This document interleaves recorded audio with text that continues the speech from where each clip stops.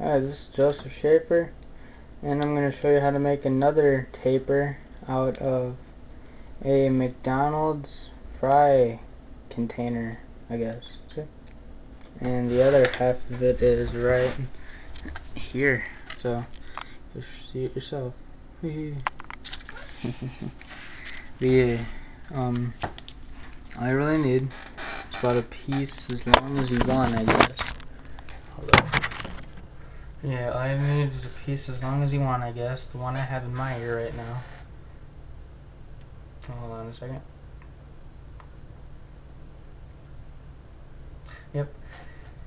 One I got in my ear right now is about that long. And I think I made that one about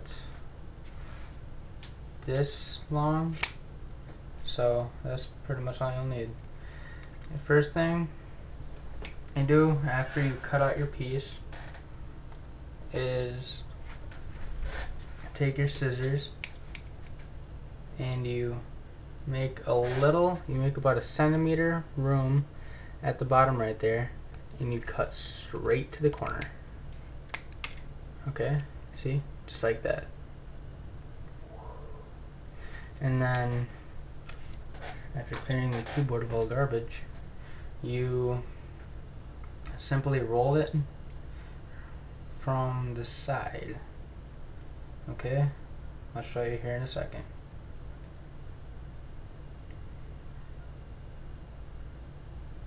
See what I do every time I fold something and I want to make it tight, or roll something I want to make it tight? I always make a fold right at the side of where I'm going to start rolling. Okay, so then what I need to do is just roll it.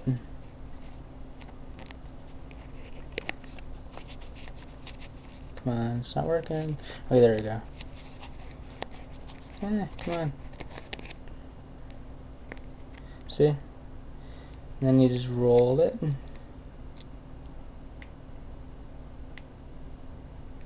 then you'll see here that it can twist. Just tighten it up. So all you gotta do is just twist it. Okay?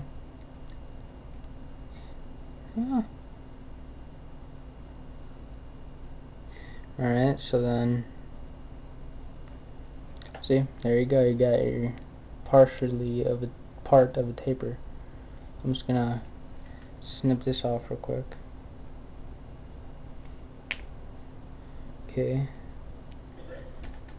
This will be my future one that I use. Okay, there you go. There you have it. And then you get some duct tape. Works a lot better than regular Scotch tape because it's a little thicker. Alright. And then just cut out a little piece like so. Yeah. Don't want that to hit me in the tools. And then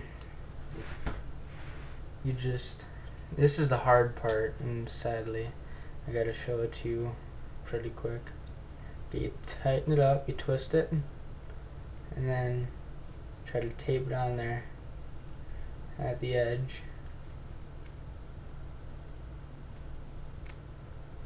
Okay, hold on, this is loose again. Damn you, Bob Saget. Bob Saget Parts and Treads guy. Just watched that video and it's pretty funny actually. Alright, so then see, it's still not tight, but it still works. See how I got that in there? And then you just roll it. Hold on a second. Okay, roll it. Hold on. Again. Sorry. And you just keep rolling it until it makes its own taper. Oh, hold on. And then to make the whole beginning a little smaller, once it laps over, you're going to want to cut it off. Okay? Just like this. See, it lapped over. So, just snip. Okay. And then you're gonna wanna take the bigger end, snip that off. Okay, and you'll figure out why in a second.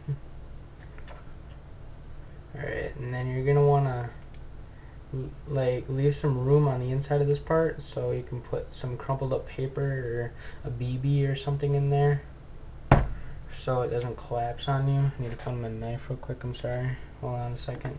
It's my lighter.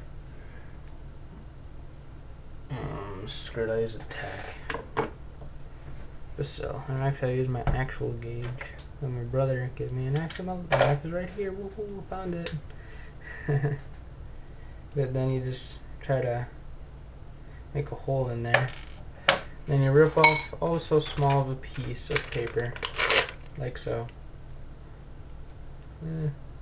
Sorry, that's the only way I could figure out how to show you the whole thing without actually letting go of it. So, alright. And then the end of it, you crumple up this small piece of paper, like so, and just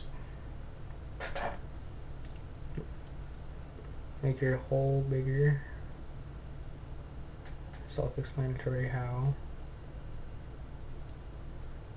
Kind of.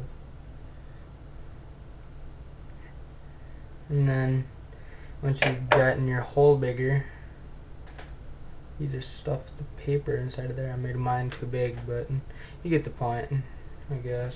I hope you do. If not, that's a little sad. But then the better version, the final product, is going to look like this. And you see that paper's inside of there. But versus this one doesn't have the paper inside of there. Okay?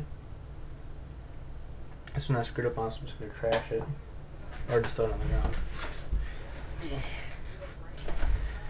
But yeah, and that is how you make your very own taper out of a McDonald's McDonald's fry container. Alright? It's Joseph Schaefer, signing out from Zombieland again.